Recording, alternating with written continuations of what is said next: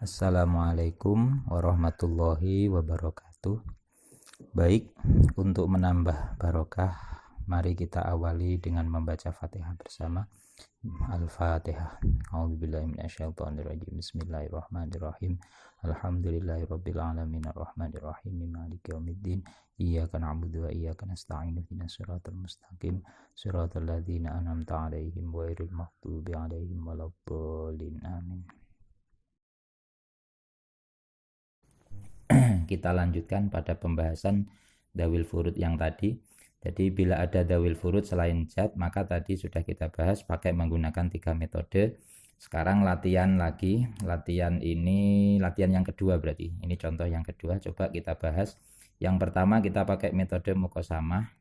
Nah, metode mukosamah, jadi zaud mendapatkan setengah. Berarti asal masalahnya adalah 2. 2 diambilkan dari mana? Ya, 2 diambilkan dari penyebutnya, kemudian saham zaud pasti 1, kemudian sisanya adalah 1. Nah ini jadi masalah karena satu ini diperebutkan berapa orang ini. Jadi jadnya 1 orang, akhun q-nya 3, berarti diperebutkan 4 orang. Sorry, ini pakai mouse jadi sulit.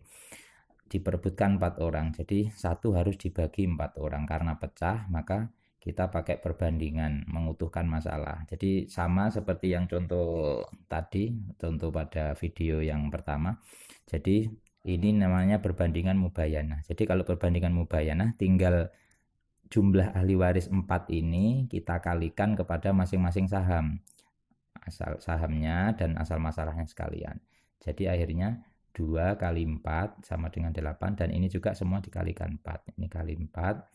Kemudian ini sisanya ada 4.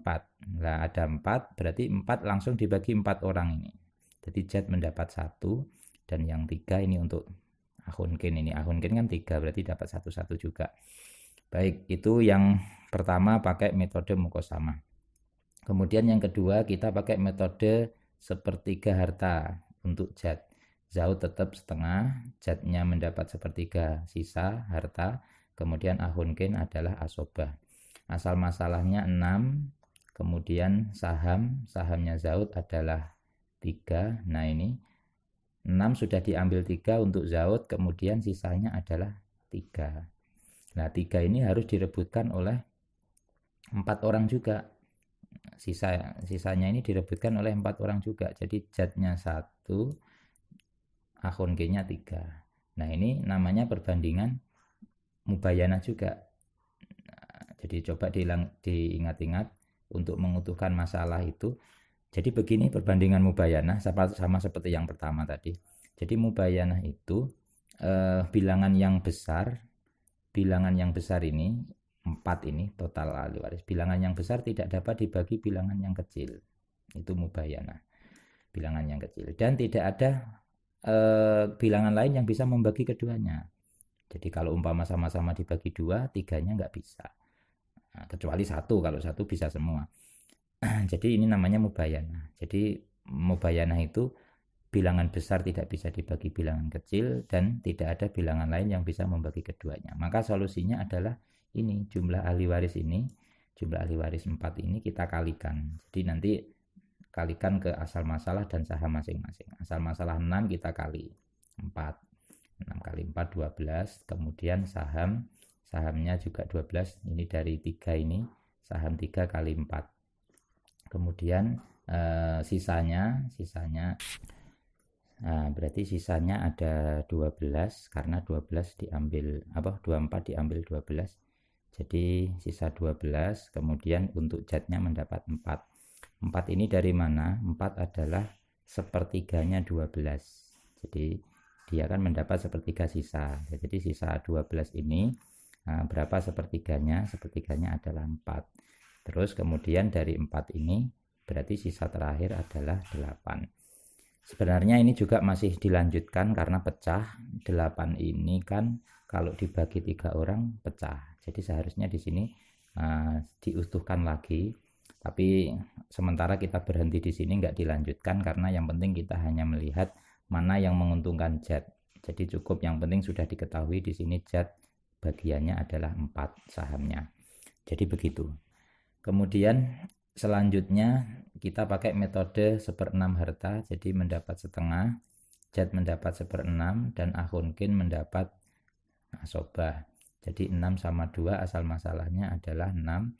Kemudian sahamnya Zaud mendapat 3, 1/6, jadi dia mendapat 1, dan asobah binafsi sisanya ini asobah, berarti sisanya berapa?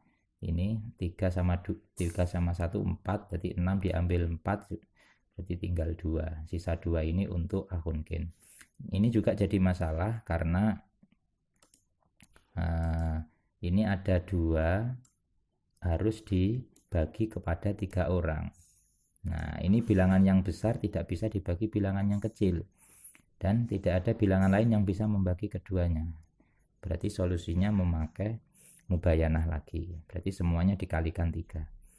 Baik, 6 kali 3 18, kemudian 3 kali 3 9, terus 1 kali 3 3, 2 kali 3 6. Jadi 6 ini dibagi ke Akhunkin.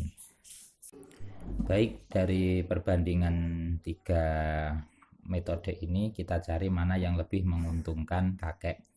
Yang pertama kita lihat dari mukosamah, harta 24 juta dibagi 8, 8 ini dari ini asal masalah yang diutuhkan, kemudian dikali 1 karena Jad bagiannya 1, maka dia dapat 3 juta kakek. Kemudian yang di sini 24 juta ini dibagi 24 karena masalah, asal masalahnya 24, kemudian Jad bagiannya adalah 4, maka dikali 4, bagiannya kakek 4 juta. Kemudian yang ini yang pakai Jad 1/6, 24 juta dibagi 18, asal masalahnya 18, kemudian dikali 3 karena Jad bagiannya adalah 3, dikali 3 maka 4 juta. Berarti yang menguntungkan kakek ada 2, yaitu yang pakai 1/6 ini dan kemudian yang pakai 1/3 sisa. Berarti 2 metode ini bisa kita pakai, terserah dipilih yang mana. Baik, demikian penjelasan kita sementara kali ini. Insya Allah nanti kita lanjut pada pertemuan berikutnya. Dari saya cukup sekian. Assalamualaikum warahmatullahi wabarakatuh.